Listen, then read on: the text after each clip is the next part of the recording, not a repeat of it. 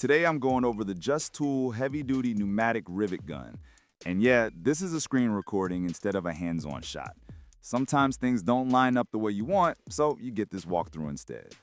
You will find a link to purchase this and other models at a discount in the description below the video. You can place your order right now. I want to show what you actually get from this tool and what stood out to me while checking its specs and layout.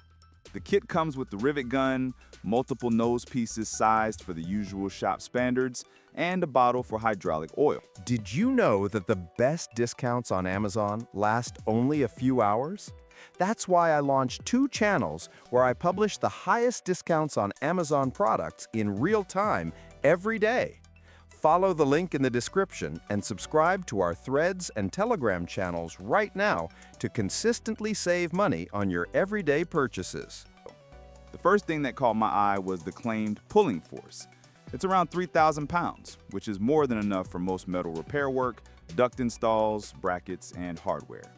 And the body feels like it's built for rough handling, which is good because air tools never stay pretty for long. The gun is designed for 3/32, 1/8, 5/32, and 3/16 rivets.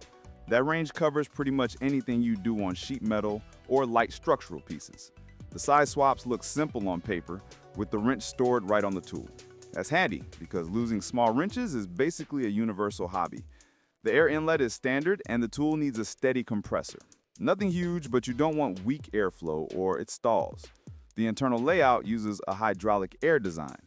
When it works well, that gives you smooth pulling and less kick. But this kind of setup needs the oil topped off from time to time. If you skip that, performance drops fast.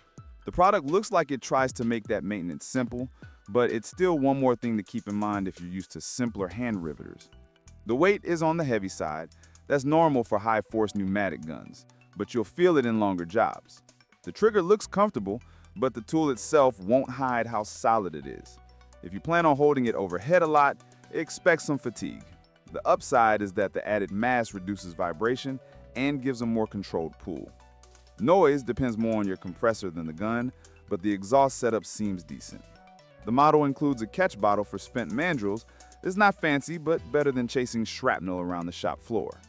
Some users mentioned occasional jams when the mandrels aren't aligned well. That usually comes from rushing the angle or using cheap rivets.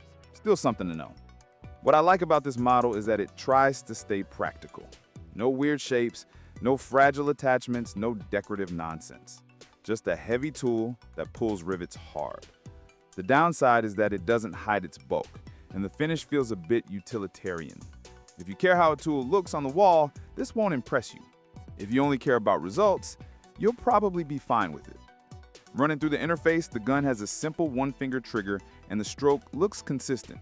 You can get quick cycles once you get used to the rhythm. For shop repairs or auto body work, that consistency matters more than anything else. And while I can't show it in action here, the specs give a good idea of how it behaves. If you're thinking about picking it up, focus on whether you need that pulling force and if you're okay with the weight. For someone doing regular metal work, it seems like a solid choice. For a casual user doing a few small repairs a year, it might feel like overkill. That's the rundown. If this helped, hit like and subscribe so you don't miss the next review.